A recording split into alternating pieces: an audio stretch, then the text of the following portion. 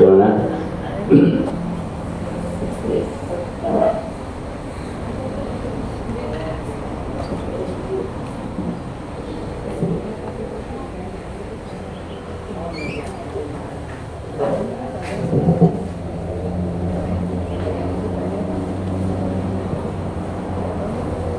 Bismillahirrahmanirrahim.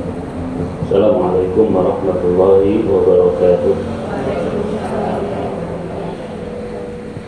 Seperti biasa, sebelum pengajian kita tadarus Al-Quran terlebih dahulu. Tadarus kita telah sampai ayat 38 dari surat Al-Baqarah.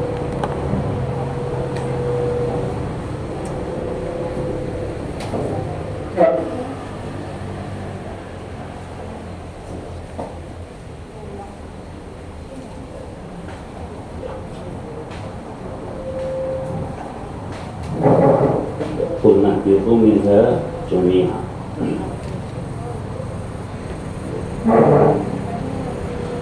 A'udzu billahi minasy syaithanir rajim.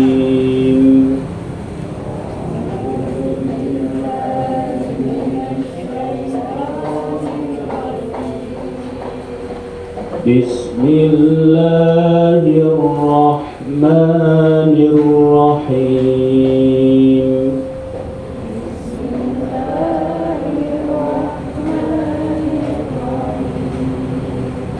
Alhamdulillahi rabbil alamin.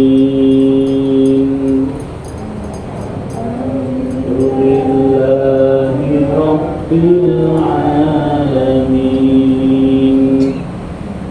Ar-Rahmanir Rahim.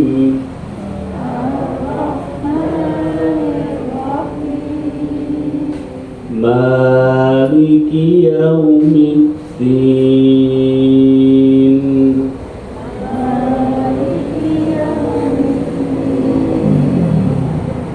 Iyyaka na'budu wa iyyaka nasta'in.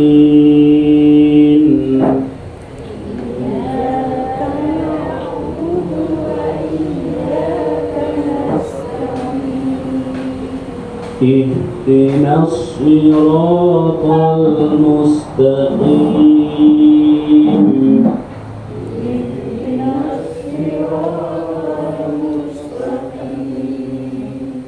Siratal ladzina an'amta 'alaihim.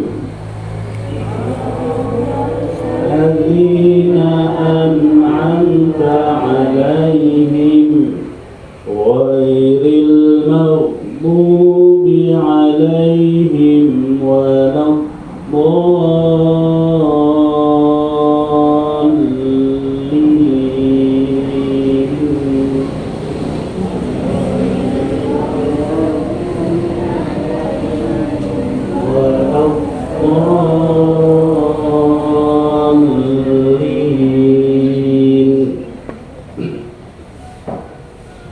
Qul nahbitu minha jami'a.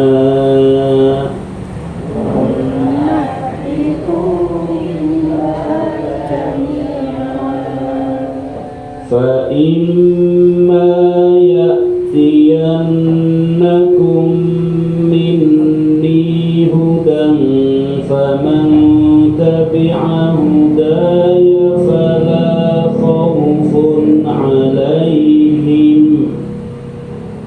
Fa imma ya'tiyannakum minni hudan faman tabi'a hudaya fala khawfun 'alaihim.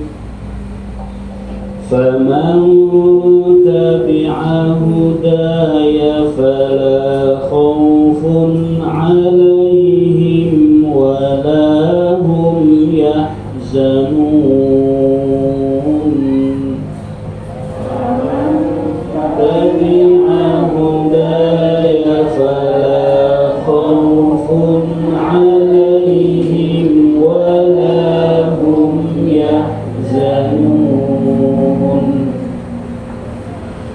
والذين كفروا وكذبوا بآياتنا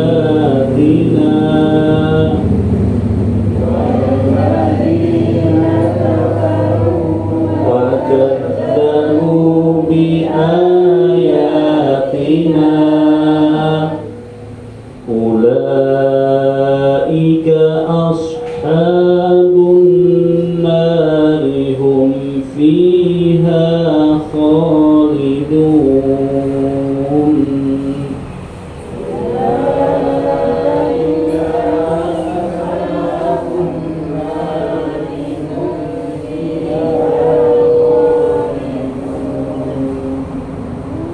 يا بني إسرائيل اذكروا نعمتي التي أنعمت عليكم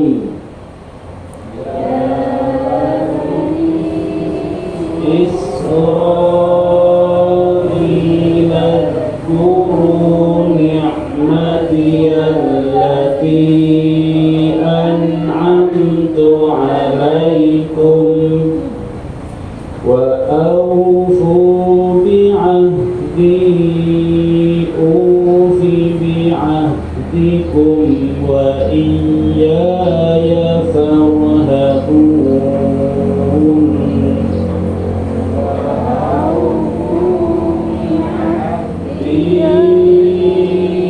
أوف بعهدكم وإياي فارهبون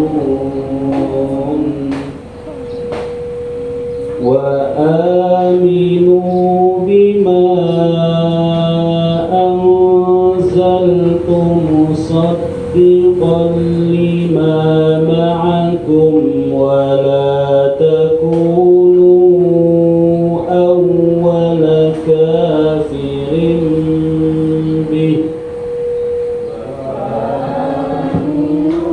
بما أنزلت مصدقا لما معكم ولا تكونوا أول كافر به ولا تشتروا بآياتي ثمنا قليلا وإياي فاتقون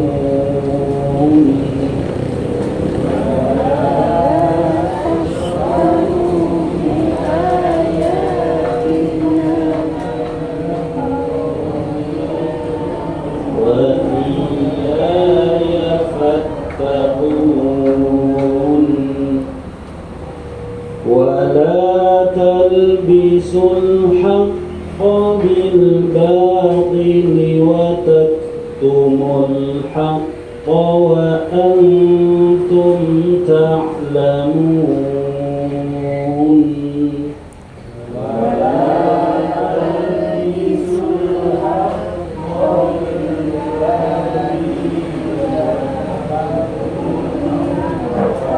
وأنتم تعلمون وأقيموا الصلاة وآتوا الزكاة واركعوا مع الراكعين وأقيموا الصلاة وآتوا الزكاة واركعوا مع الراكعين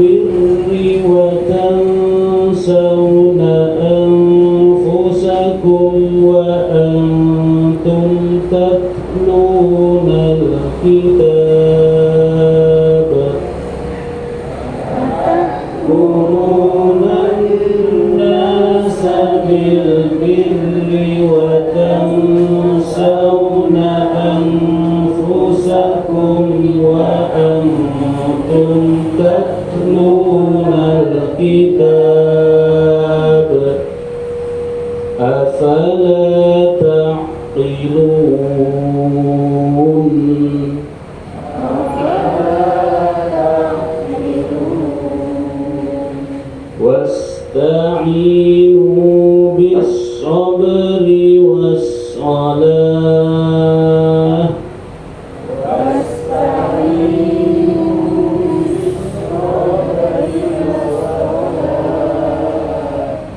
وإنها لكبيرة إلا على الخاشعين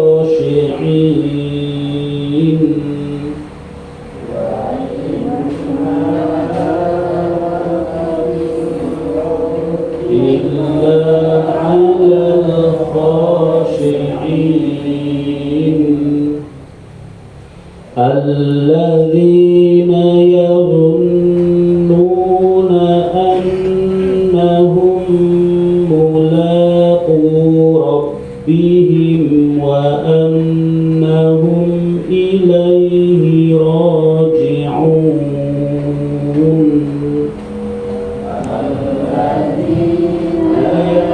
يظنون أنهم ملاقو ربهم وأنهم إليه راجعون يا بني إسرائيل اذكروا نعمتي التي أنعمت عليكم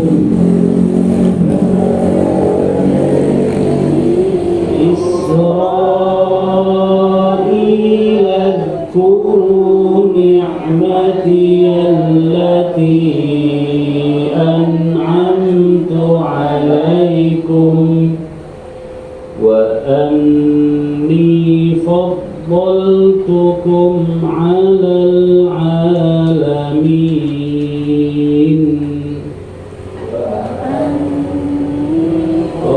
فضلتكم على العالمين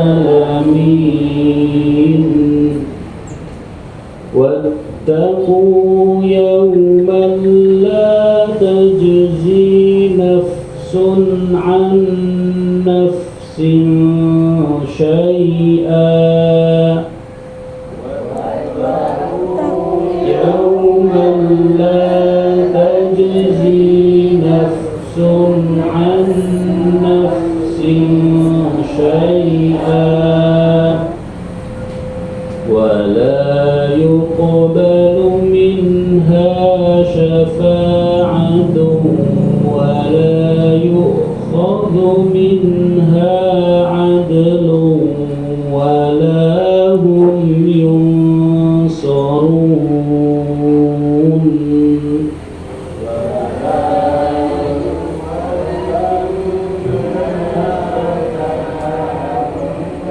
ولا يؤخذ منها عدل ولا هم ينصرون إن الحمد لله نحمده ونستعينه ونستغفره ونعوذ بالله من شرور أنفسنا ومن سيئات أعمالنا من يهده الله فلا مضل له ومن يضلل فلا هادي له وأشهد أن لا إله إلا الله وحده لا شريك له وأشهد أن محمدا عبده ورسوله اللهم صل وسلم وبارك وعلى آله وأصحابه والتابعين ومن تبعهم بإحسان إلى يوم الدين أما بعد. Bapak sekalian yang dimuliakan, yang dirahmati Allah Subhanahu wa taala, agar kita selalu memanjatkan puji syukur kehadirat Allah atas segala nikmat dan karunia-Nya, atas kemudahan-kemudahan yang diberikan oleh Allah kepada kita, sehingga pada pagi menjelang siang ini kita semua dimudahkan oleh Allah Subhanahu wa taala untuk menghadiri pengajian ini, dan semoga apa yang kita lakukan dan kita kerjakan mendapatkan ridho dari Allah Subhanahu wa taala dan menjadi pembarat timbangan amal kebaikan kita masing-masing. Salawat dan salam mereka selalu kita curahkan kepada junjungan kita, panutan kita, dan suri tauladan kita Nabiullah Muhammad sallallahu alaihi wasallam, pada keluarga beliau, sahabat-sahabat beliau, dan kepada siapa saja yang mengikuti petunjuk beliau hingga hari kiamat nanti. Di mana Rasulullah sallallahu alaihi wasallam beliau pernah bersabda, "Awlan nasi bi yaumil qiyamah aktsaruhum alayya salatan." Nabi mengatakan bahwasanya manusia yang paling utama terhadap diriku, orang yang paling dekat terhadap diriku pada hari kiamat adalah aktsaruhum alayya salatan, mereka yang paling banyak membaca sholawat untukku. Awlan nasi bi yaumil qiyamah aktsaruhum sholatan alayya. Orang yang paling dekat denganku pada hari kiamat adalah mereka yang paling banyak bersolawat kepada ataupun bersolawat untukku. Teruskan dirahmati Allah Subhanahu Wa Taala,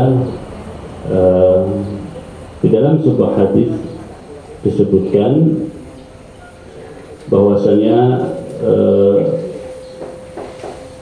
Usamah bin Zaid radhiyallahu anhu beliau berkata, "Kana Rasulullah sallallahu alaihi wasallam yasumul ayyam yasrudu hatta taqula la yuftir wa yuftirul ayyam hatta la yakadu an yasuma illa yawmaini minal jumu'ati in kana fi siyamihi wa illa sawmahuma wa lam yakun yasumu minas syuhuri ma yasumu min Sya'ban." Faqultu ya Rasulullah innaka tasumu la takadu an tuftira wa tuftiru hatta la takadu an tasuma illa yawmain in dakhala fi siyamika wa illa sumtahuma. Qala ayyu yawmain? Qultu yawmul itsnaini wa yawmul khamis.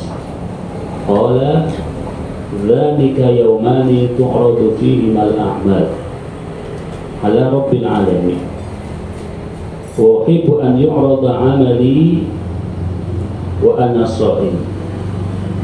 Qultu wa lam araka tasumu min asy-syuhuri ma tasumu min Sya'ban. Qala dzaka syahrun yaghfulu an-nasu 'anhu baina Rajab wa Ramadan wa huwa syahrun yurfa'u fihi al-a'mal ila rabbil alamin fa uhibbu an yurfa 'amali wa ana sha'im. Disebutkan dari sahabat Usamah bin Zaid, Rasulullah SAW biasa berpuasa beberapa hari berturut-turut hingga kami mengatakan bahwa beliau tidak pernah tidak berpuasa, dan beliau tidak berpuasa beberapa hari hingga beliau hampir-hampir tidak pernah berpuasa kecuali 2 hari dari satu Jumat, yaitu 2 hari dalam sepekan. Jika memang keduanya masuk ke dalam puasa beliau, dan jika tidak maka beliau pun berpuasa pada kedua hari tersebut. Kemudian Usamah bin Zaid melanjutkan ucapan beliau, di mana dan beliau tidak pernah berpuasa di bulan-bulan lainnya sebanyak beliau berpuasa di bulan Sya'ban. Maka aku bertanya, wahai Rasulullah, sesungguhnya Anda berpuasa di mana hampir-hampir Anda tidak pernah tidak berpuasa, dan Anda tidak berpuasa hingga hampir-hampir Anda tidak berpuasa kecuali 2 hari jika keduanya masuk ke dalam puasa Anda. Dan jika tidak, maka Anda pun berpuasa pada kedua hari tersebut. Beliau bertanya, 2 hari yang mana? Kemudian Usama bin Zaid menjawab, hari Senin dan hari Kamis. Beliau bersabda, itu adalah 2 hari di mana amal-amal perbuatan manusia dihadapkan dan dilaporkan kepada Allah Tuhan semesta alam. Maka aku suka agar amalku dihadapkan pada saat aku sedang berpuasa. Aku berkata, yaitu Usama bin Zaid, aku tidak pernah melihat Anda berpuasa pada bulan-bulan lainnya sebanyak Anda berpuasa pada bulan Sya'ban. Kemudian Nabi bersabda, itu adalah bulan, yaitu bulan Sya'ban. Bulan Sya'ban adalah bulan yang sering dilalaikan oleh manusia antara Rajab dan Ramadan, yang merupakan bulan di mana amal-amal diangkat kepada Allah Rabb semesta alam. Maka aku suka agar amalku diangkat dalam keadaan aku sedang berpuasa. Ya. Bapak sekalian yang muliakan, dalam hadis ini yang telah kita sampaikan diriwayatkan oleh sahabat Usama bin Zaid. Nah, Usama bin Zaid ini adalah merupakan di antara sahabat yang menjadi kesayangan Rasulullah Shallallahu Alaihi Wasallam. Mengapa demikian? Karena Usama bin Zaid ini adalah putra dari Zaid bin Harithah.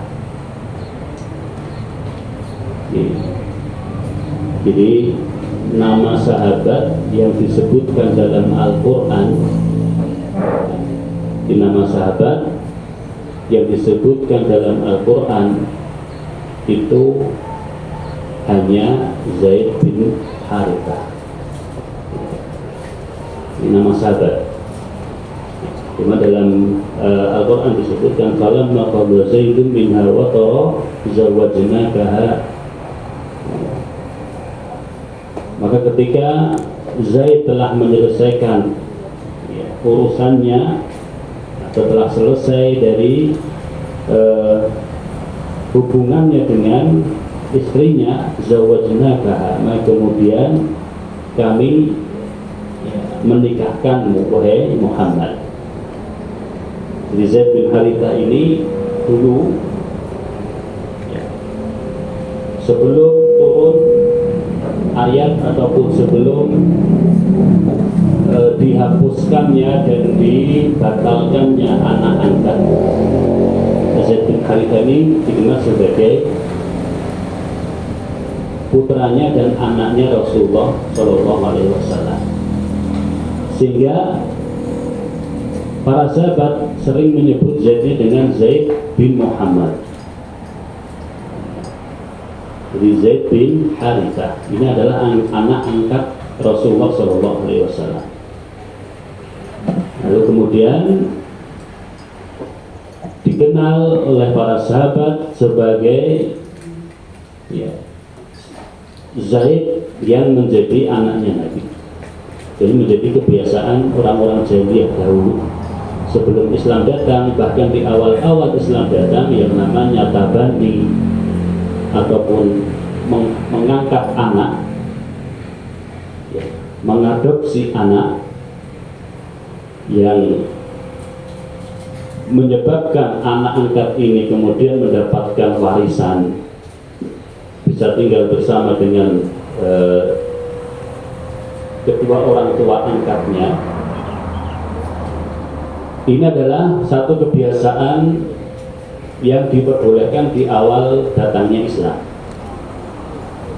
Tapi kemudian mengadopsi anak ataupun mengangkat anak yang sampai pada tingkatan dia bisa mendapatkan warisan, dia bisa menjadi sebagai kedudukannya bahkan bisa menjadi mahram.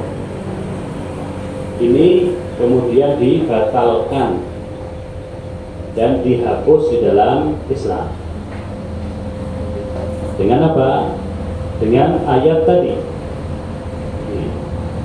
Kita sebutkan bahwa Zaid ini adalah seorang sahabat yang namanya abadi dalam Al-Quran, karena berisi tentang pembatalan anak angkat. Caranya bagaimana? Caranya adalah dengan ketika Zaid ini menceraikan istrinya. Jadi Zaid menceraikan istrinya, kemudian Allah Subhanahu wa taala memerintahkan Nabi kita Muhammad sallallahu alaihi wasallam untuk menikahinya. Untuk menikahi istri ataupun wanita yang sudah diceraikan oleh Zaid. Nah, kemudian setelah peristiwa ini, permasalahan anak angkat itu menjadi permasalahan yang sudah dibatalkan di dalam Islam. Tapi kemudian meskipun sudah dibatalkan, kedekatan Rasulullah dengan Zaid juga dengan anaknya yaitu Usamah bin Zaid itu tetap terjaga. Usamah bin Zaid ini seorang sahabat, putranya Zaid bin Harithah yang sangat dekat dengan Nabi. Bahkan sangat dekatnya dengan Nabi, para sahabat itu kalau ada sesuatu yang kurang pas menurut mereka, itu mereka biasa menyuruh Usamah bin Zaid untuk bertanya kepada Nabi. Ketika ada sesuatu yang itu menurut para sahabat sebagai sesuatu yang membuat mereka harus merubah hukum, maka biasanya para sahabat meminta Usamah bin Zaid untuk menghadap Nabi. Sebagaimana dalam sebuah kisah, sebuah kasus, ada orang yang dia terbukti mencuri. Dia terbukti mencuri. Padahal dalam Islam, karena sudah terbukti mencuri, harus potong tangan. Namun para sahabat merasa bahwa yang mencuri ini adalah orang yang terpandang. Dia adalah orang yang dihormati di tengah-tengah masyarakat. Dia adalah orang yang disegani di tengah masyarakat. Orang dihormati, orang terpandang secara sosial. Dia adalah orang yang menjadi panutan di masyarakat, tapi terbukti mencuri dan harus diberlakukan padanya hukuman potong tangan. Lalu para sahabat meminta kepada Usamah bin Zaid agar melobi Rasulullah SAW,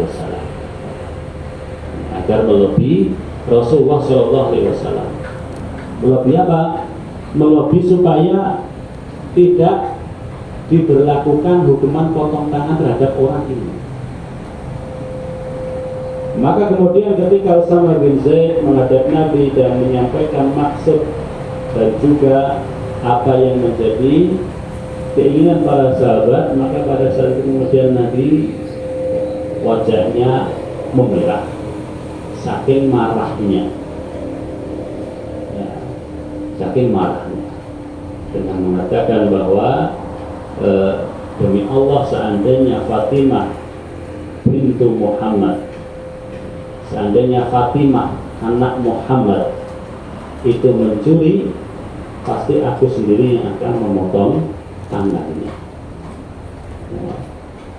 Dan sesungguhnya yang membinasakan umat-umat sebelum kalian adalah salah satunya disebabkan karena kalau yang melanggar hukum itu adalah orang terpandang, yang melanggar hukum itu adalah mungkin pejabat, atau yang melanggar hukum itu adalah orang yang dihormati, itu hukuman tidak diberlakukan.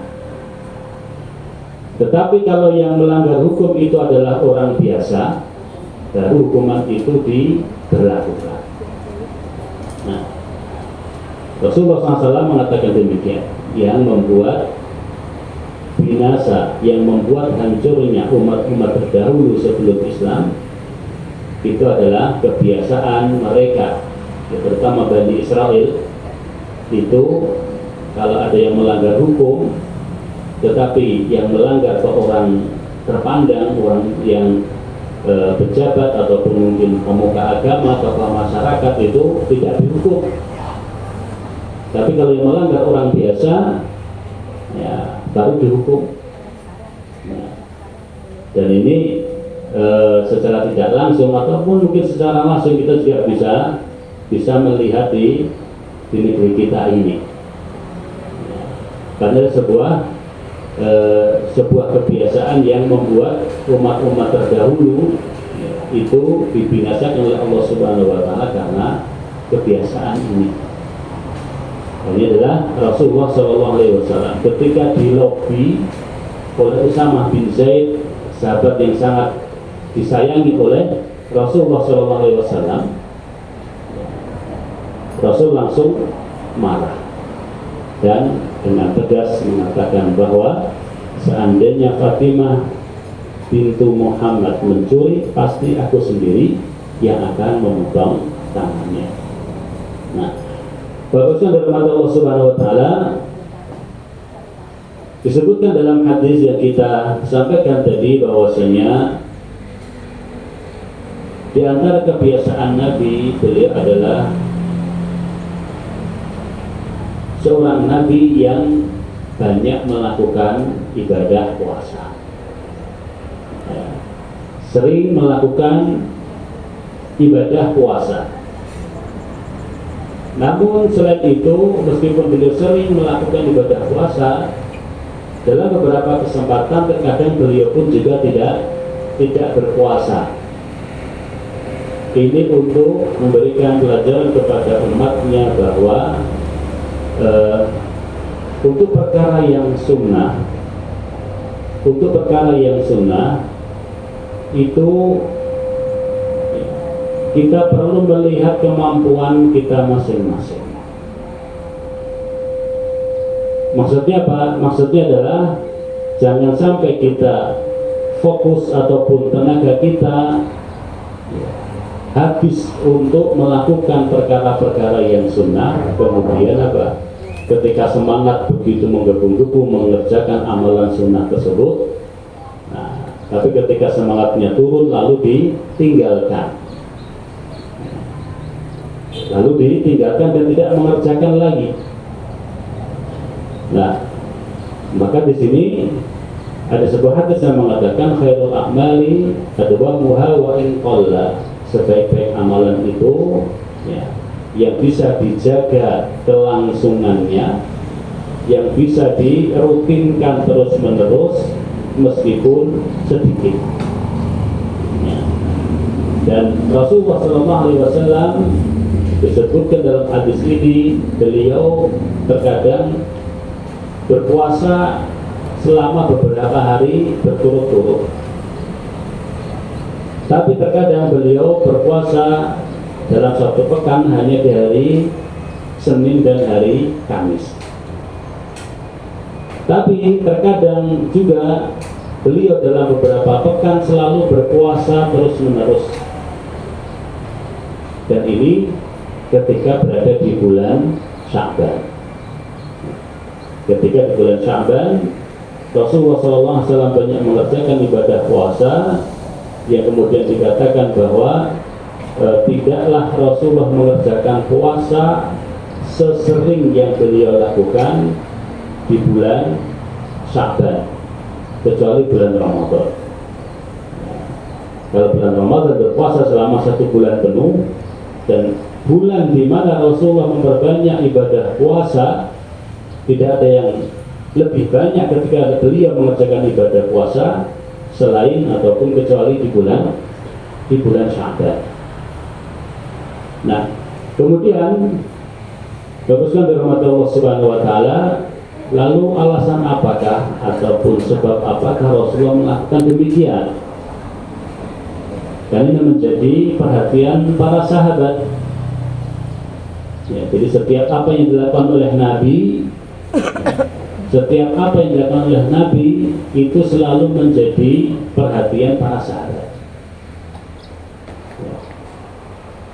Maka termasuk di sini adalah kebiasaan beliau berpuasa. Lalu ketika ditanya demikian, mengapa Rasulullah Shallallahu Alaihi Wasallam mengerjakan puasa sunnah di hari Senin dan hari Kamis? Disebutkan bahwa hari Senin dan hari Kamis itu adalah merupakan hari di mana Allah Subhanahu Wa Taala akan mendapatkan laporan dari amalan dan catatan amalan yang dilakukan oleh hamba-hambanya. Jadi kalau kemudian ada orang atau di antara kebiasaan dan keyakinan orang-orang kafir itu adalah bebas melakukan apa saja di dunia ini, tidak ada pertanggungjawaban, tidak ada yang namanya kehidupan setelah akhirat, karena kalau sudah mati ya sudah selesai, ya, jadi tulang berulang menjadi tanah, ya, berhenti di situ, tidak meyakini adanya kehidupan akhirat, ya, ataupun kehidupan setelah kematian. Nah, sedangkan orang yang beriman salah satunya di antara rukun iman adalah mempercayai adanya hari akhir, mempercayai adanya hal-hal yang gaib termasuk surga dan neraka, mempercayai adanya yaumul hisab, hari penghitungan. Nah, hitungan apa? Hitungan terhadap semua perbuatan yang telah kita lakukan di dunia ini, dan tidak ada satupun yang terlewatkan, tidak ada satu detik pun yang lepas dan luput dari pengawasan Allah Subhanahu wa taala. Dan di sini dengan maha bijaksananya Allah Subhanahu wa taala, ya, ditunjukkan dengan apa yang disabdakan oleh Nabi, bahwa catatan amalan kita, perbuatan apapun yang kita lakukan di dunia ini diketahui oleh Allah. Selain Allah Subhanahu wa taala Maha mengetahui, demikian pula para malaikat yang bertugas untuk mengawasi dan melihat manusia itu akan melaporkan semua yang dilakukan oleh manusia. Ya, jadi laporan ini ada laporan mingguan, laporan bulanan, dan juga laporan tahunan. Ya, jadi harian, mingguan, dan tahunan. Ya. Harian itu sebagaimana disebutkan oleh Nabi, yata'aqabuna fikum malaikatun bil-lail wa malaikatun bin-nahar. Nabi mengatakan bahwa malaikat itu datang silih berganti. Malaikat itu datang dan pergi secara bergiliran. Ya, datang dan pergi secara bergiliran di dalam mencatat dan mengawasi perbuatan manusia. Pada saat kapan? Yaitu pada saat sore hari dan pagi hari, pagi hari dan sore hari. Dan malaikat yang bertugas di waktu pagi hari, nah, ketika menghadap Allah Subhanahu wa taala, Allah akan bertanya kepada malaikat ini, padahal Allah Maha mengetahui, dengan mengatakan, apa yang engkau temukan, bagaimana engkau tinggalkan hambaku pada saat engkau menghadap kepadaku. Maka kemudian dikatakan bahwa tidaklah aku tinggalkan hambamu kecuali sedang dalam keadaan sholat. Yang sehari-hari juga demikian, tidak aku tinggalkan hambamu melainkan dalam keadaan sedang sholat, yaitu sholat subuh dan sholat asar. Nah, sholat subuh dan sholat asar. Nah, ini laporan harian tiap pagi dan sore. Apa yang kita lakukan di hari itu, ini dilaporkan kepada Allah Subhanahu wa Ta'ala.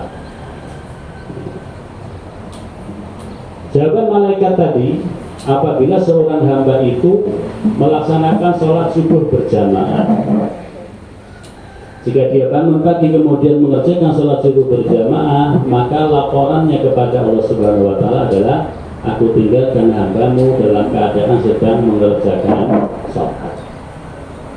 Demikian di sore hari,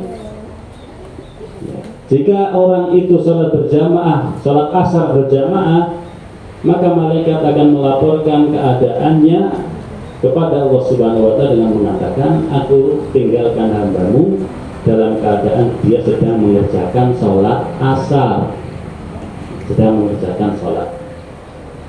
Nah, ini adalah sebuah laporan yang menggembirakan. Mengapa menggembirakan? Karena dilaporkan dalam keadaan sedang beribadah.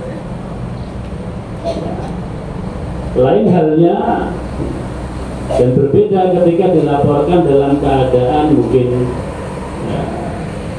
aku tinggalkan hambamu dalam keadaan masih tidur, dalam keadaan masih sibuk dengan pekerjaannya. Saya tinggalkan hambamu dalam keadaan sedang berbuat maksiat. Beda. Bagaimana kalau Bapak Ibu sekalian, kalau ada seorang atasan kemudian bertanya tentang keadaan bawahannya kepada suruhannya untuk mengawasi anak buahnya, si Bulan, kamu lihat tadi sedang apa? Oh, sedang sibuk menyelesaikan tugasnya. Itu mesti, oh bagus. Kalau ditanya, ini si Bulan, pas kamu lihat tadi sedang ngapain?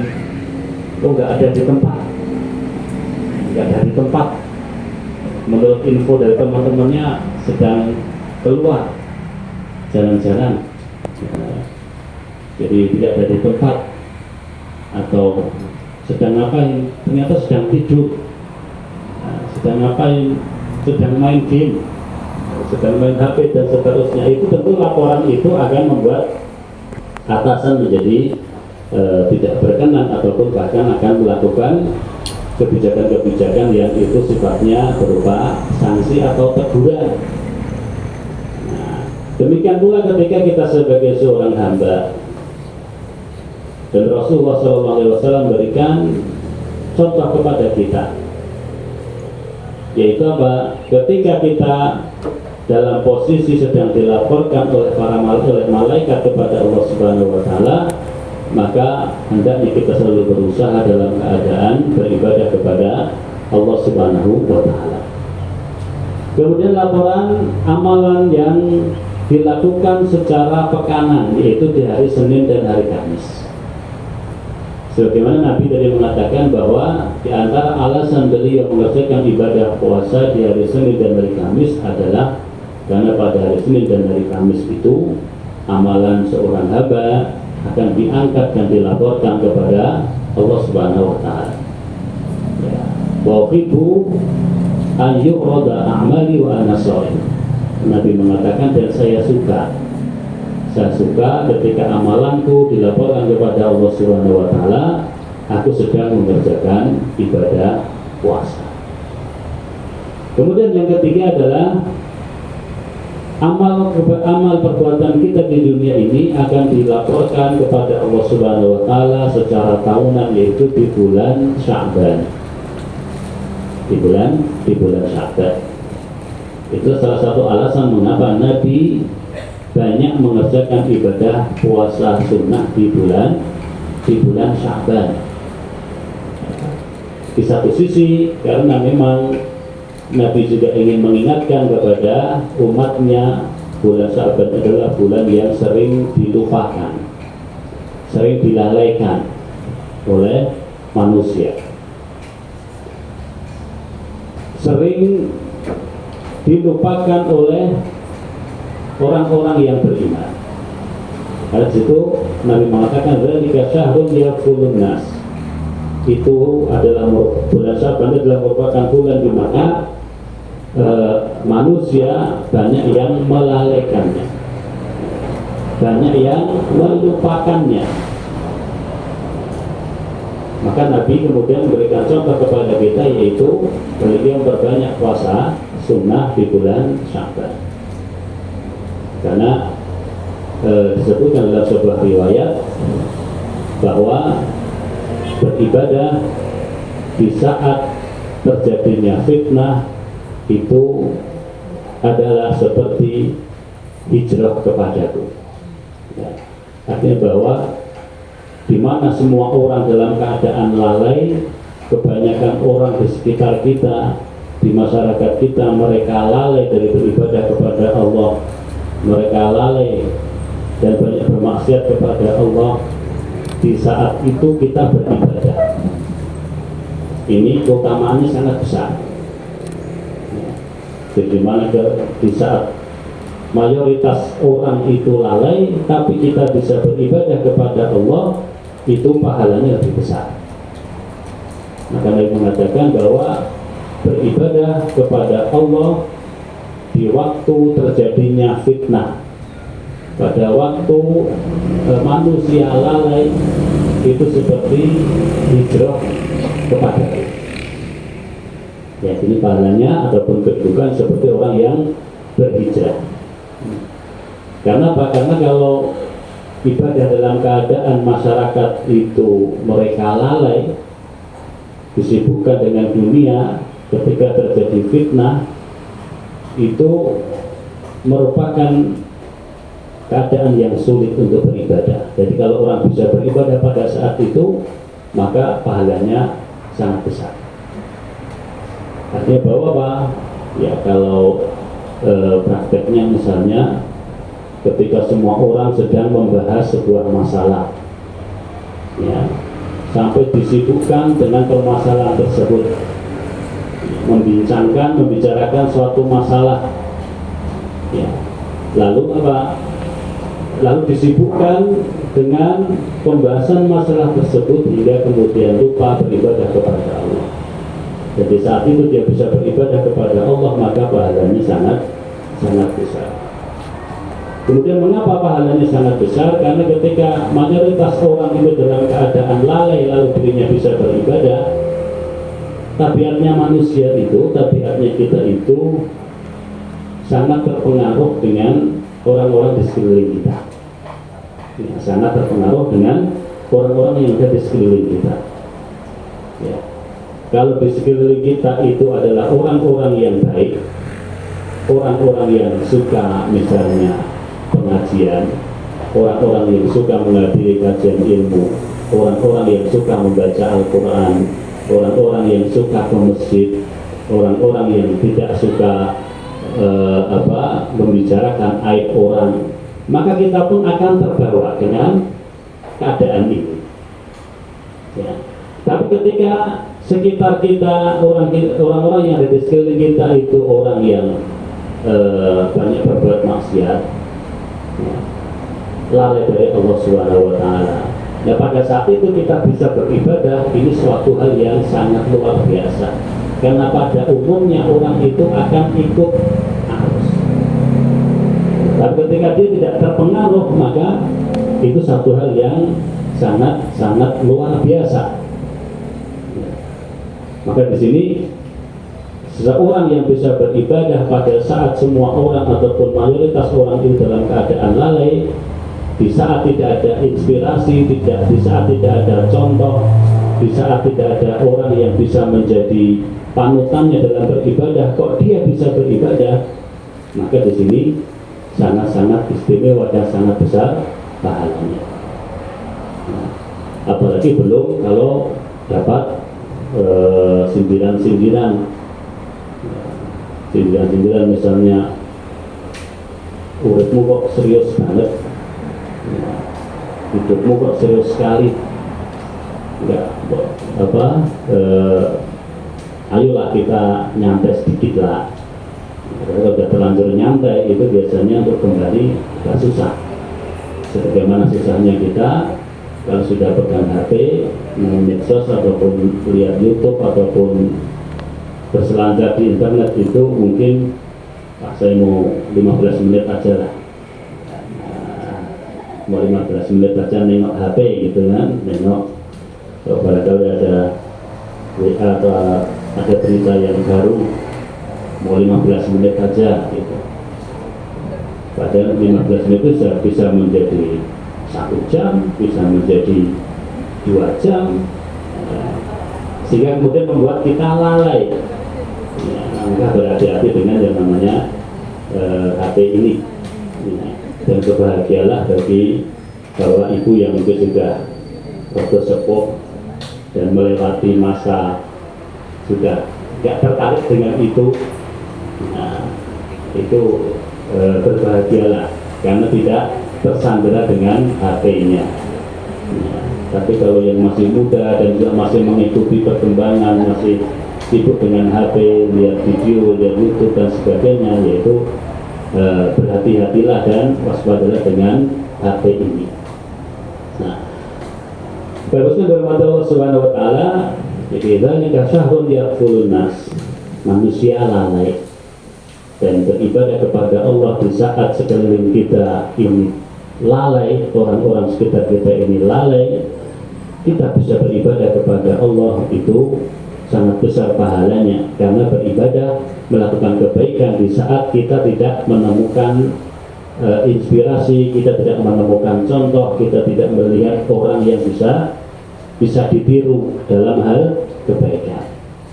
Nah, kemudian mengapa Rasulullah SAW beliau banyak mengerjakan ibadah puasa di bulan Sya'ban? Karena juga tentunya ini untuk memberikan kesempatan kepada istri-istri beliau yang masih memiliki hutang puasa. Karena Aisyah radhiyallahu anha mengatakan bahwa kami ini para wanita hampir-hampir tidak memiliki kesempatan untuk membayar hutang puasa Ramadan kecuali di bulan Sya'ban. Jadi kami ini para wanita tidak bisa membayar hutang puasa Ramadan kecuali kalau sudah tiba di bulan Sya'ban. Ini salah satu contoh dari Nabi. Nabi mendukung istrinya untuk membayar hutang puasanya. Dengan apa? Dengan cara ikut berpuasa. Dengan cara ikut berpuasa itu, maka secara langsung dia juga ataupun Nabi itu memberikan contoh, memberikan dukungan. Maka para suami tadi juga demikian, kalau ada istrinya yang masih punya hutang puasa dan sudah mau masuk bulan Sya'ban seperti ini ya, ikut berpuasa. Ya, ikut berpuasa. Ya, kita berpuasa sunnah, istri puasa wajib karena membayar puasa Ramadan yang ditinggalkan.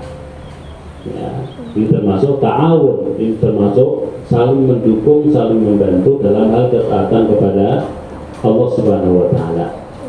Jadi dzalika syahrun yaqfulun nas. Ya, dan jadi bulan Sya'ban itu adalah bulan di mana banyak dilalaikan oleh manusia. Mengapa demikian? Karena bulan Sya'ban itu ada di antara bulan Rajab dan bulan Ramadan. Ya. Mengapa demikian? Karena bulan Rajab adalah bulan yang disucikan, bulan yang dimuliakan, bulan yang dihormati di dalam Islam, bahkan di masa jahiliyah dulu. Di bulan yang dihormati dan dimuliakan. Maka ketika bulan Rajab itu sudah selesai, kemudian kebanyakan orang itu kemudian menganggap sudah istirahat dulu setelah ada larangan-larangan di bulan Rajab. Jadi kalau dulu ketika zaman jahiliyah itu bulan Rajab ini adalah bulan yang disucikan, kemudian ini juga diakui dalam Islam sebagai bulan yang disucikan, di mana di dalam bulan yang disucikan itu bisa diperintahkan dan dianjurkan untuk memperbanyak amal soleh, memperbanyak ibadah, memperbanyak puasa dan sebagainya, melakukan ketaatan-ketaatan. Kemudian ketika waktu ini selesai, ya tabiat manusia itu sudah tak istirahat dulu. Istirahat dulu. Nah, istirahatnya di bulan Sya'ban. Lalu datanglah bulan Ramadan. Ketika istirahat itu dia tidak siap. Ya, karena biasanya kalau sudah terlanjur istirahat itu ya tadi bisa-bisa atau seringkali kebablasan istirahatnya. Ketika harus memulai perjalanan lagi itu rasanya berat. Sebagaimana tabiat manusia secara umum dan yang menjadi di antara fitnah dunia, ya, dunia yang kita singgahi ini, ada beberapa tipe manusia yang kemudian tertipu dengan dunia, terfitnah dengan dunia. Orang yang beriman, yang selalu memperhatikan kehidupan akhiratnya, ketika hidup di dunia ini selalu meyakini bahwa dunia ini sementara. Ini adalah persinggahan, ini adalah ibarat orang yang menyeberang jalan, menyeberangi sebuah jalan, ya, atau istilah orang Jawa mampir ngombe, ya, jadi hanya sementara, akan ada perjalanan berikutnya yang sangat panjang. Nah, sehingga di sini hanya sebuah persinggahan, maka tidak perlu untuk terlalu serius. Tidak perlu kemudian benar-benar memakmurkan kehidupannya di dunia dari segi materi dan kekayaan ataupun kenyamanan. Ada orang yang kemudian menyadari hal ini, maka kemudian dia mempersiapkan kehidupan akhiratnya. Tapi ada orang yang kemudian ketika singgah di dunia ini terobsesi dan berusaha untuk benar-benar bisa nyaman hidup di dunia ini. Lalu karena obsesinya tersebut dia lupa bahwa ada kehidupan akhiratnya. Ada kehidupan akhirat yang harus dia jalani dan harus dia hadapi. Sehingga kemudian sangat takut ketika harus meninggalkan dunia ini. Nah, bagusnya dalam mata Allah Subhanahu wa Ta'ala, maka bagi orang yang beriman, ya, dan sebagaimana Allah tegaskan dalam Al-Quran bahwa dunia ini adalah ya hanya permainan, ya, hanya senda gurau, hanya hanya ibarat orang yang menyeberang jalan, ya, dan sebagainya. Artinya bahwa dunia ini tidak kekal. Akan ada satu keadaan di mana manusia akan hidup dalam keadaan kekal abadi, yaitu di akhirat. Nah, di sini Nabi mengatakan dzalika syahrun yaqulun nas, banyak orang yang lupa dan lalai dengan adanya bulan Sya'ban. Padahal semestinya bulan Sya'ban adalah bulan yang digunakan untuk mempersiapkan diri menyambut datangnya bulan Ramadan, menyiapkan hati, menyiapkan pikiran, menyiapkan fisik, dan menyiapkan apa-apa yang akan kita lakukan di bulan Ramadan. Nah, para ulama ada yang menyebut bahwa bulan Sya'ban itu adalah Syahrul Qurra, bulannya orang-orang yang membaca Al-Quran.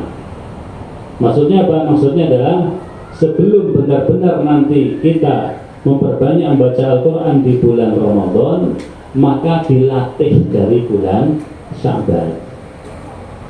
Ketika sudah dilatih, sudah terbiasa, itu nanti di bulan Ramadan mau digas ataupun mau diforsir, itu fisik sudah siap. Nah, fisik sudah siap. Demikian pula ketika berpuasa sunnah di bulan Sya'ban, sudah terbiasa puasa ketika masuk bulan Ramadan, ketika harus dan wajib puasa, dia sudah terbiasa puasa. Ya, demikian pula ketika sudah membiasakan diri untuk mengerjakan sholat malam, ya, maka kemudian ketika ada sholat tarawih di bulan Ramadan, kita sudah terbiasa untuk melakukan, jadi tidak kaget, ya, tidak kaget.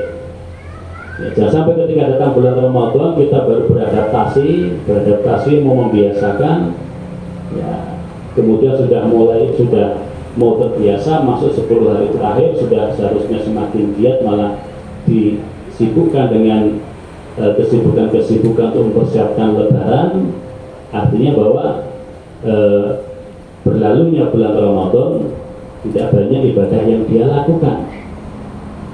Padahal Rasulullah SAW mengatakan bahwa di antara 3 orang yang sangat merugi adalah yang pertama, sangat merugi orang yang dzukirtu indahu wa lam yusalli alayya. Orang yang mendengar namaku disebut, tapi dia tidak mau berselawat kepadaku. Kemudian sangat merugi orang yang apa? Yang kedua, sangat merugi orang yang ketika dirinya bisa membersamai orang tuanya, ya, kedua orang tuanya atau salah satu dari keduanya, hingga orang tuanya itu di usia lanjut, ya, tapi hal itu tidak bisa dia jadikan sebagai penyebab agar dirinya masuk surga. Ya, jadi seorang anak bisa membersamai orang tuanya hingga usia lanjut, ya, bisa merawat orang tuanya, ya, di saat orang tuanya usia lanjut, dan itu tidak bisa dimanfaatkan dengan sebaik-baiknya, ya, dan itu tidak bisa menyebabkan dirinya masuk surga, maka orang ini sangat merugi. Nah, dan yang ketiga lagi mengatakan sangat merugi orang apa? Orang yang oleh Allah Subhanahu wa Ta'ala diberikan kesempatan, oleh Allah umurnya dipanjangkan hingga dirinya bisa menyambut datangnya bulan Ramadan. Dia bisa berada di bulan Ramadan. Dia dalam keadaan sehat, ya, dalam keadaan sebetulnya bisa melakukan ibadah-ibadah dengan sebaik-baiknya di bulan Ramadan, tapi kesempatan itu dia sia-siakan, tidak bisa dia manfaatkan, hingga mengakibatkan bulan Ramadan itu berlalu, bulan Ramadan itu selesai, dia tidak masuk di antara orang-orang yang diampuni oleh Allah Subhanahu wa Ta'ala. Ini dikatakan oleh Nabi sebagai orang yang sangat merugi, ya, jadi orang yang sangat rugi. 3 orang yang dalam hadis itu disebutkan bahwa dalam sebuah majelis ketika Nabi duduk bersama para sahabat, waktu itu Nabi tiba-tiba mengucapkan amin, amin, amin 3 kali. Para sahabat bertanya kepada beliau, apa sebab engkau wahai Nabi mengucapkan amin 3 kali? Kemudian Nabi mengatakan, sesungguhnya Jibril berkata kepadaku, Jibril mengabarkan kepadaku dengan 3 perkara tadi. Merugi orang yang mendengar namaku disebut, kemudian dia tidak mau berselawat kepadaku, maka Nabi mengucapkan amin. Sangat merugi orang yang bisa membersamai dan mendapati kedua orang tuanya ataupun salah satu dari keduanya hingga usia lanjut, tapi itu tidak bisa menyebabkan dirinya masuk ke dalam surga, maka kemudian Nabi mengucapkan amin. Dan yang ketiga adalah sangat merugi orang yang dia bisa memasuki bulan Ramadan, dia memiliki kesempatan untuk memanfaatkan bulan Ramadan, tapi kemudian bulan Ramadan itu berlalu dan dia tidak mendapatkan ampunan dari Allah Subhanahu wa Ta'ala, maka kemudian Nabi menjawabnya dengan amin. Nah, Bapak Ibu dalam Allah Subhanahu wa Ta'ala, inilah yang bisa kita sampaikan pada kesempatan siang hari ini. Semoga menjadi pengingat untuk kita semuanya dan juga menjadi pendorong bagi kita semuanya untuk bisa memanfaatkan apa yang telah Allah berikan kepada kita, baik itu dari kesehatan, kemudian waktu luang, kemudian usia yang telah diberikan kepada kita di dunia ini, untuk kita gunakan dengan sebaik-baiknya. Kita isi dengan ibadah-ibadah kepada Allah Subhanahu wa Ta'ala, dan juga kita berusaha untuk menjadi orang yang semakin baik dan semakin baik. Wassalamualaikum warahmatullahi wabarakatuh. Wa akhiru da'wana alhamdulillahirabbil alamin. Wassalamualaikum warahmatullahi wabarakatuh.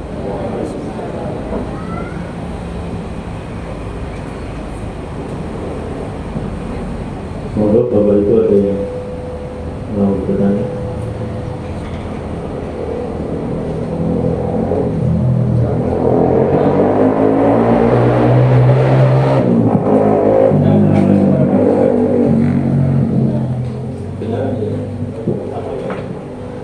Gini Pak. Tadi yang sampaikan Pak Ustadz bahwa kita selalu berselawat. Sebelumnya tadi ya, kalau ada hidupnya yang mampir mobil, saya tidak setuju. Setujunya yang mampir kaji, bahkan mampir mobil kan mabuk semua.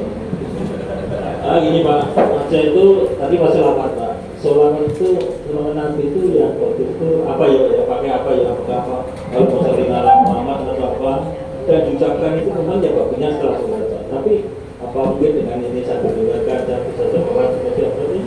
Kata Pak Menteri Agama ada seorang rektor mengatakan selawat terusnya. Apa seperti itu atau kita provokasi mobil-mobil dan selawat? Nah itu ucapan yang baik apa gitu kata orang-orangnya Allah misalnya Muhammad terus ucapan terus atau yang bagus malah mungkin pikir melakukan nama Allah subhanallah itu yang baik yang mana kira-kira apa yang selawat itu atau yang itu dan di mana tepatnya atau semuanya bagus kecuali bukan gambar mandi dan terima kasih.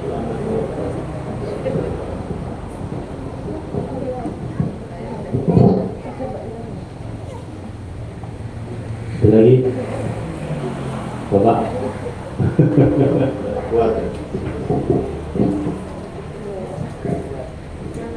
Assalamualaikum warahmatullahi wabarakatuh.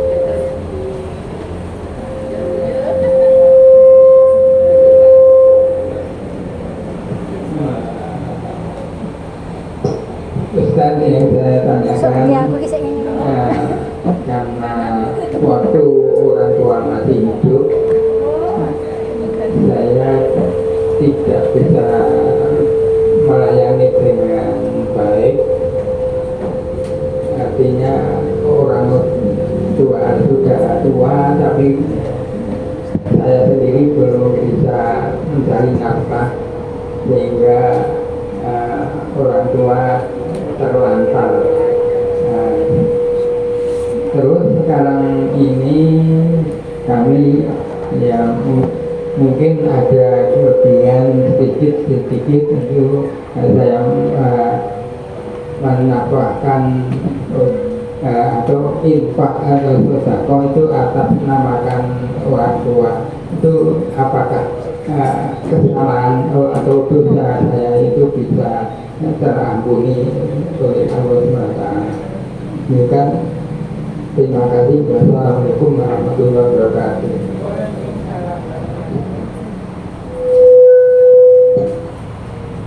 Ada yang lain? Ibu, sekalian ada?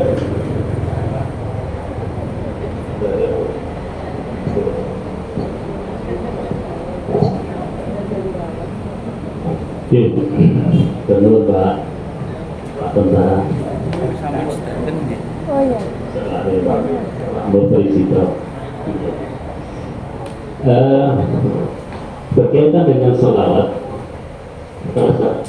kepada Nabi, wahai Nabi, berikan kepada kami contoh ataupun cara kami bersalawat kepadamu.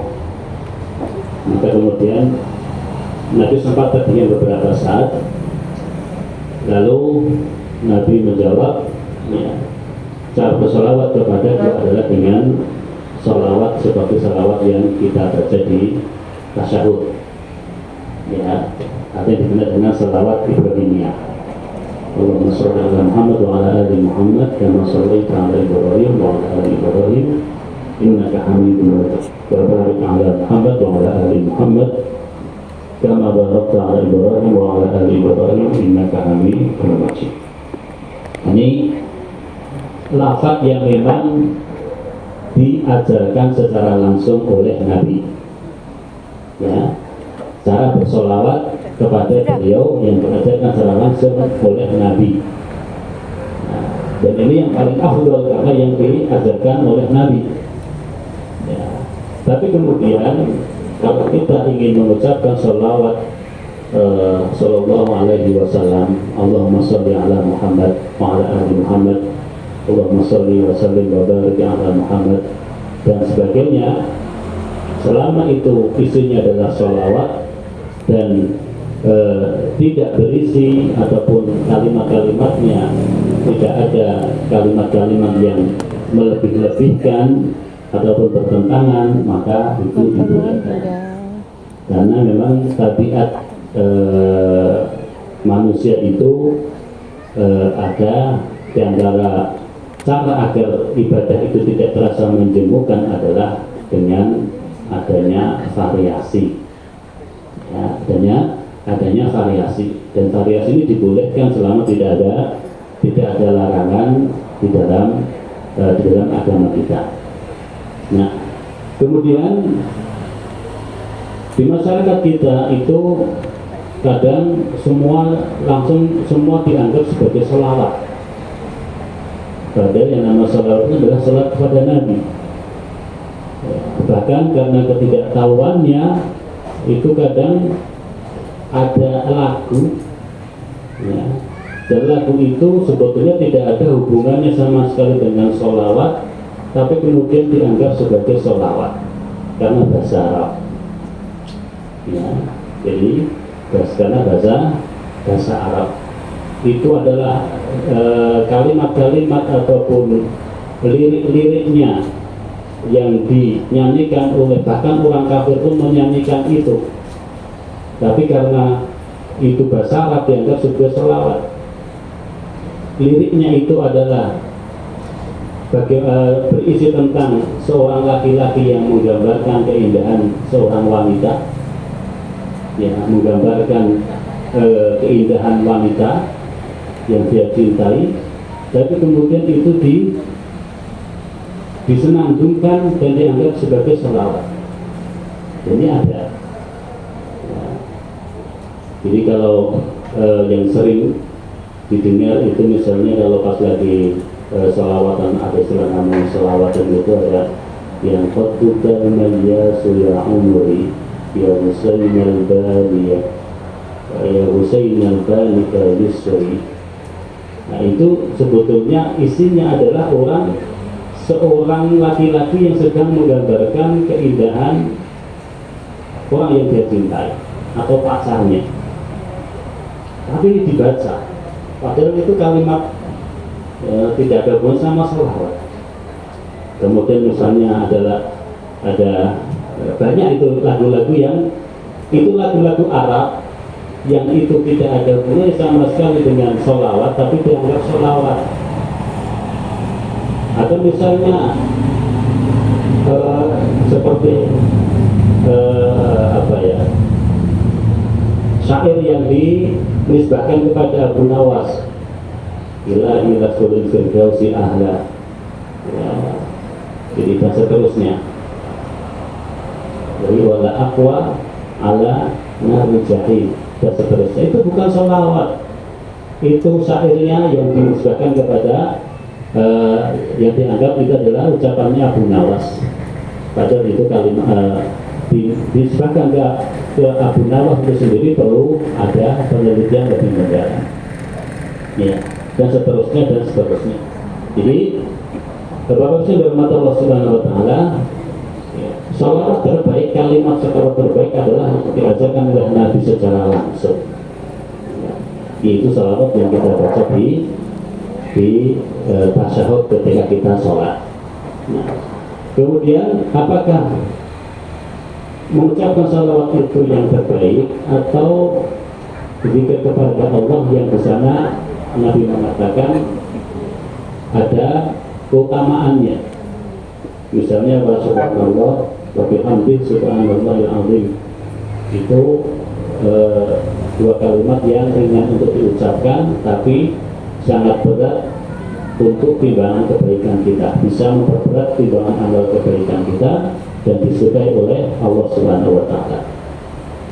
Maka jawabannya, kalau dalam waktu-waktu yang memang di situ dianjurkan untuk bersolawat, maka bersolawat lebih baik.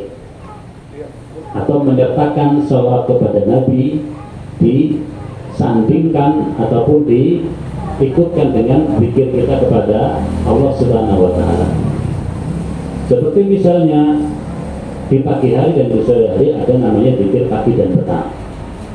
Dan di situ banyak sekali zikir-zikirnya. Dan cara zikir-zikir itu adalah kita juga bisa menyertakan salawat kita kepada Allah Subhanahu kepada Rasulullah Shallallahu Alaihi Wasallam. Ya. Kemudian bahkan di antara agar doa kita ini dikabulkan oleh Allah, sebelum kita menyampaikan hajat kita, sebelum menyampaikan doa kita, maka kita bersolawat terlebih dahulu. Ya. Jadi bersolawat terlebih dahulu, baru kemudian kita menyampaikan apa yang menjadi hajat kita kepada Allah Subhanahu wa Ta'ala. Jadi intinya bahwa kita diperintahkan untuk berbanyak sholawat. Tapi kapan? Ya secara umum. Lalu apakah lebih utama dengan zikir yang lain? Lebih utama dengan zikir yang lain kalau memang pada waktu itu, di waktu tersebut ada perintah untuk membaca zikir secara khusus. Ya, ada perintah yang membaca zikir secara khusus, maka zikir secara khusus ini yang lebih utama. Ya. Tapi jika kemudian kita bisa mengikutkan dengan salawat kepada Nabi, itu juga lebih baik. Nah, apa kemudian ketika kita sedang nyetir, ketika kita sedang jalan, ketika kita sedang longgar duduk di depan rumah, ataupun ketika kita sedang tidak ada pekerjaan, kita sedang nyantai, kemudian kita berbanyak salawat, ya itu bagus. Itu bagus. Apalagi kemudian kalau ingin kita sandingkan dengan zikir-zikir yang lain, maka itu juga bagus. Artinya bahwa ini dua hal yang bisa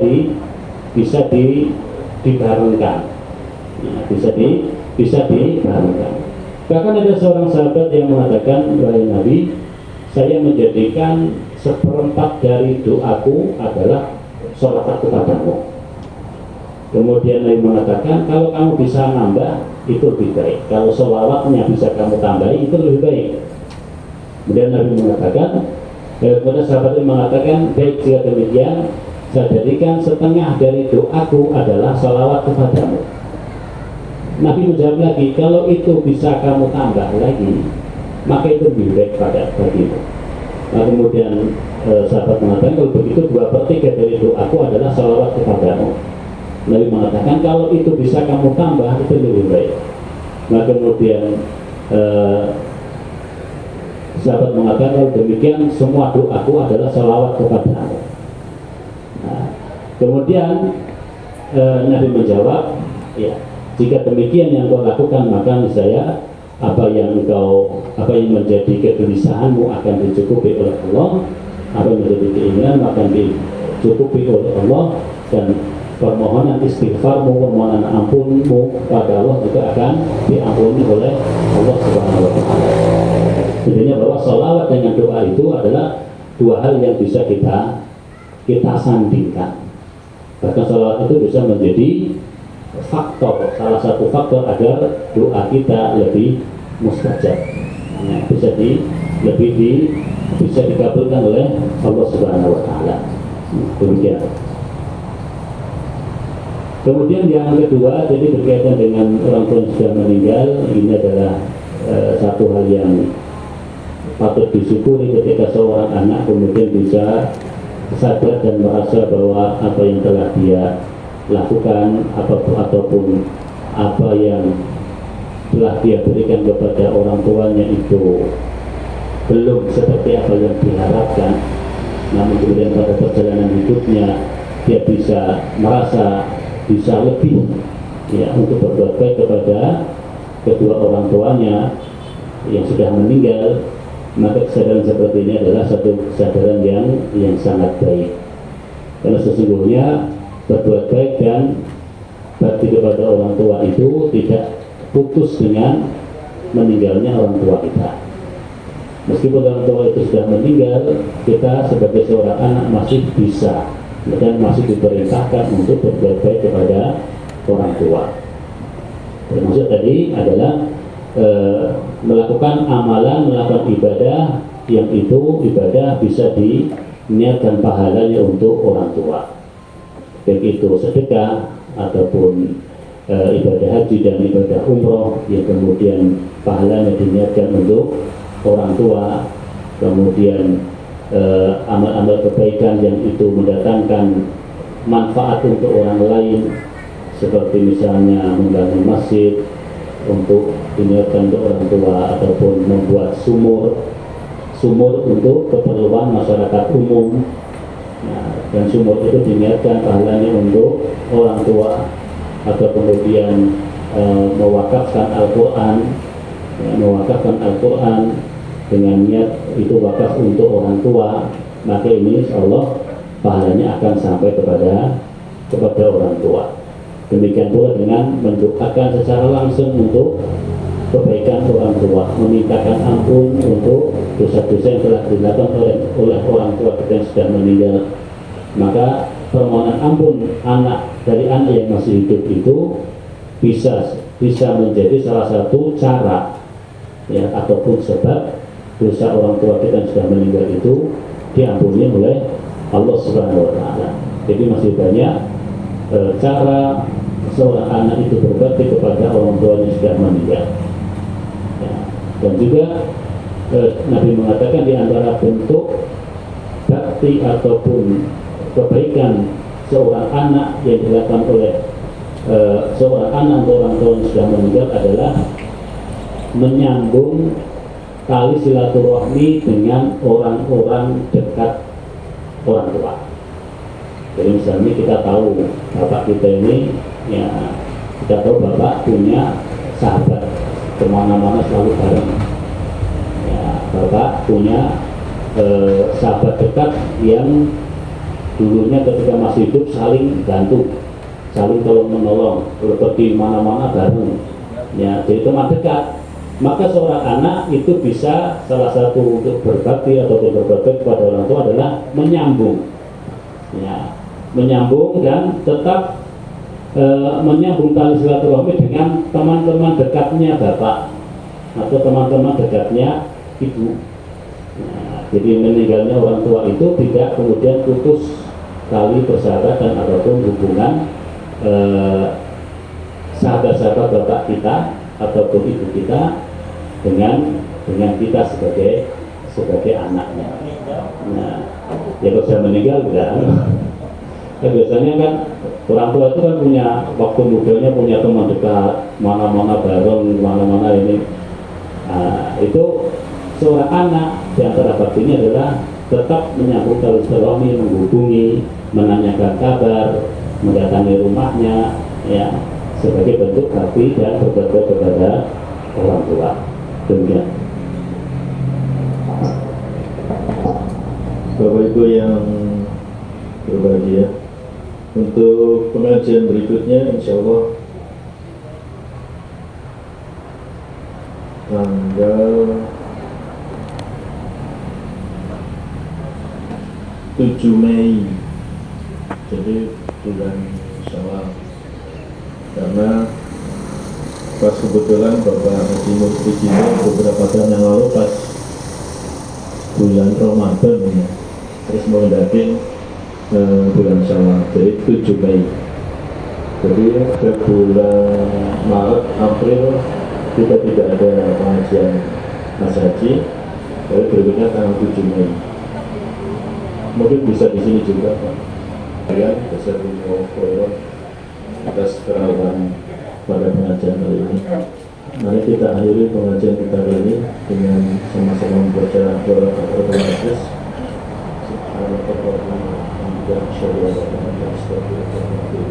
Assalamualaikum warahmatullahi wabarakatuh. Dan diakhiri dengan doa.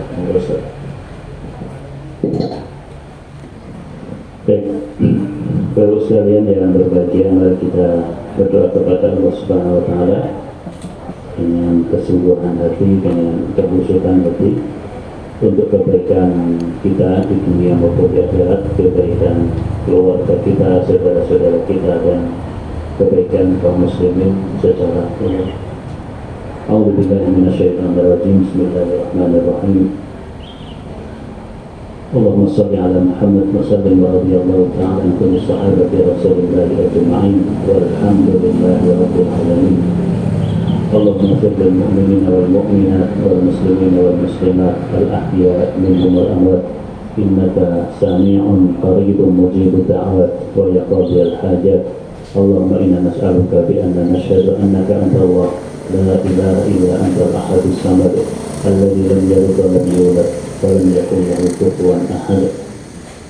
اللهم إنا نسألك سلامة في الدين وعافية في الجسد وبركة في الرزق وزيادة في العلم وتوبة قبل الموت ورحمة عند الموت ومغفرة بعد الموت. اللهم هون علينا في سكرات الموت والنجاة من النار والعفو عند الحساب. اللهم إنا نسألك حسن الخاتمة ونعوذ بك من سوء الخاتمة. اللهم لا تدع لنا ذنبا إلا غفرته ولا مريضا إلا شفيته ولا دينا إلا قضيته ولا حاجة من حوائج الدنيا إلا قضيتها ويسرتها يا رب العالمين. اللهم إنا نسألك رضاك والجنة ونعوذ بك من سخطك والنار. اللهم اغفر لنا وبوالدينا وارحمهما كما ربيانا صغارا. اللهم اغفر لنا ولوالدينا وارحمهما كما ربيانا صغارا. ربنا هب لنا من لدنك ذرية طيبة إنك سميع الدعاء. ربنا هب لنا من أزواجنا وذرياتنا قرة أعين واجعلنا للمتقين إماما. ربنا آتنا في الدنيا حسنة وفي الآخرة حسنة وقنا عذاب النار. وصلى اللهم على محمد وعلى آله وصحبه وسلم. سبحان ربك رب العزة عما يصفون وسلام على المرسلين والحمد لله رب العالمين. السلام عليكم ورحمة الله وبركاته.